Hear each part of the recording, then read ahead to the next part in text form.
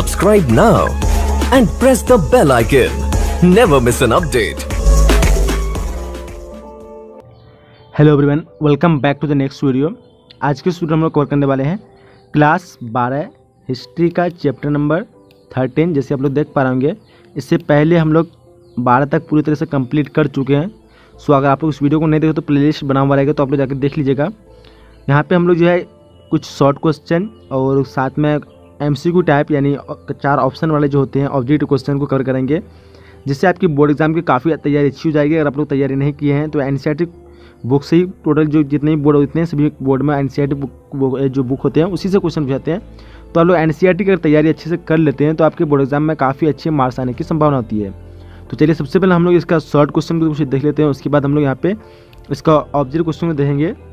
इससे पहले आपको बता दें कि आपने वीडियो को अभी तक लाइक नहीं किया, वीडियो को लाइक कर दीजिए, अपने दोस्तों के साथ शेयर ताकि उसको भी फायदा हो जाएगा। चलिए हम लोग क्वेश्चन को यहाँ पे शुरू करते हैं। जैसे आप लोग देख पा रहे हैं यहाँ पे अति लघु उत्तरीय प्रश्न है, और मैं आपको बता दूँ इसका अगर आप लोग PDF चाहते हैं पूरा कंप्लीटली इंग्लिश हिंदी दोनों लैंग्वेज में, तो आपको इस वीडियो के डिस्क्रिप्शन में लिंक मिल जाएगा, जहाँ से आप इसको PDF के रूप में डाउनलोड कर सकते हैं और जाके अपना अध्ययन भी या भी प्रैक्टिस कर सकते हैं। सो चलिए हम लोग शुरू करते हैं। आप लोग PDF के लिए यहाँ पे लिंक दिया रहेगा, तो आप वहाँ पे जाकर के लिंक डाउन से मतलब उस PDF को डाउनलोड कर लीजिएगा।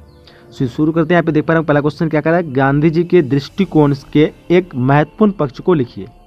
गांधी जी के अनुसार जो है एक महत्वपूर्ण पक्ष क्या है उसके बारे में लिखना है। सो देखिए क्या आंसर हो गया कि गांधी जी के दृष्टिकोण का एक महत्वपूर्ण पक्ष ये भी था कि वह विचार और कर्म में कोई अंतर नहीं रखते थे, यानी जैसा विचार इंसान का वैसा कर्म होता है, इसमें किसी चीज़ को वो अंतर नहीं रखते थे। तो ये रहा उसके दृष्टिकोण से एक महत्वपूर्ण पक्ष।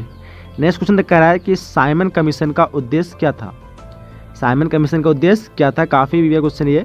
साइमन कमीशन का उद्देश्य जो था क्या था कि आगे संवैधानिक सुधार के प्रश्न पर विचार करना था। संवैधानिक जो सुधार हुआ था उस पर जो प्रश्न हो उसका विचार करना था। ठीक है, आगे क्वेश्चन नंबर 3 कह रहा है श्रीमान गांधी किन्हें कहा जाता था। ये भी काफ़ी विवेक क्वेश्चन काफ़ी पूछा भी गया था ऑब्जेक्टिव क्वेश्चन में। श्रीमान गांधी के नाम से जाना था तो खान अब्दुल गफ्फार खान को श्रीमान गांधी के नाम से जाना जाता है। काफ़ी विवेक क्वेश्चन है। नेक्स्ट क्वेश्चन नंबर 4 कह रहा है कि 1920 के असहयोग आंदोलन की योजना क्या थी। ये भी विवेक क्वेश्चन है। 1920 की जो असहयोग आंदोलन थी उसकी क्या योजना थी। सो देखिए क्या होता है कि गांधी जी द्वारा प्रतिपादित यह योजना बनाई गई थी कि जब तक पंजाब तथा खिलाफत संबंधी अत्याचारों की भरपाई नहीं होती और स्वराज्य स्थापित नहीं होता, सरकार से असहयोग किया जाएगा। तो ये था असहयोग आंदोलन की योजना। नेक्स्ट क्वेश्चन की तरफ बढ़ते हैं।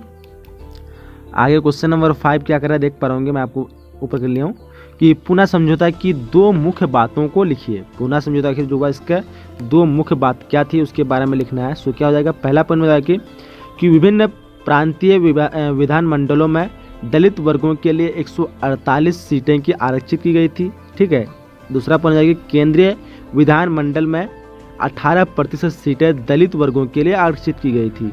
तो ये दो पॉइंट है किसके लिए, तो पुनः समझौता की दो मुख्य बातों के लिए। नेक्स्ट क्वेश्चन नंबर 6 है कि तृतीय गोलमेज सम्मेलन की क्या खासियत रही।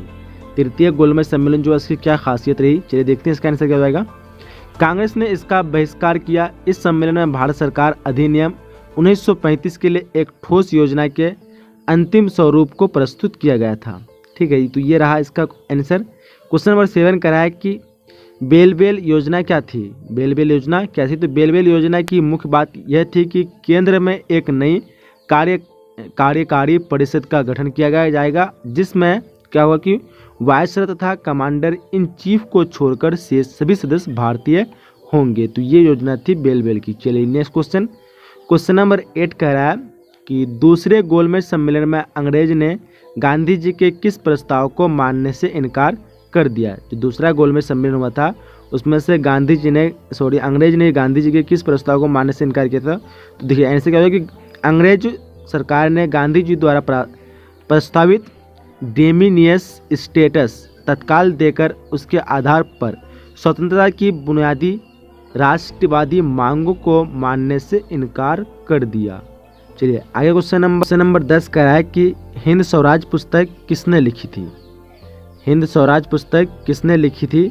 सो देखिए यहाँ पे क्या आंसर जाएगा, इसका आंसर जाएगा गांधी जी ने। किसने लिखी थी, तो गांधी जी ने। ऑप्शन नंबर इसका क्या हो जाएगा, सॉरी इसका आंसर क्या हो जाएगा, गांधी जी ने। चलिए अब यहाँ पे हम लोग ऑप्शन वाले क्वेश्चन को कवर करते हैं, जो कि आपके 4 ऑप्शन रहेंगे कि कौन से किस आंसर का क्या ऑप्शन है। सो आप लोग को देखना है यहाँ पे आपको कुछ सोच समझने का टाइम भी दिया जाएगा 3 से 4 सेकंड, तो आप लोग सोच समझ के बताइए कौन सा ऑप्शन किसका सही होगा। क्वेश्चन कह रहा है कि चौरी चौरा कांड किस वर्ष हुआ था। देखिए ऑप्शन आपके सामने 4 दिया हुआ है, 1992, 1921 और 1923, 1924। सो चलिए इस क्वेश्चन का राइट आंसर क्या हो जाएगा। राइट आंसर की बात करेंगे तो इसका हो जाएगा ऑप्शन नंबर बी 1921। आगे क्वेश्चन नंबर दूसरा कह रहा है किस वर्ष राजगुरु को फांसी दी गई थी।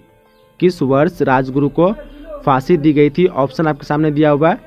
सो क्या राइट आंसर होगा, इस क्वेश्चन का राइट आंसर की बात करेंगे तो राइट आंसर का ख हो जाएगा, यानी 1931 को। कब, तो 1931।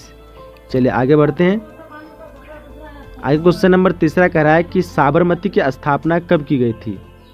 साबरमती की स्थापना कब की थी। ऑप्शन देख पा रहे हैं 1914, 1915, 1916 या फिर 1917।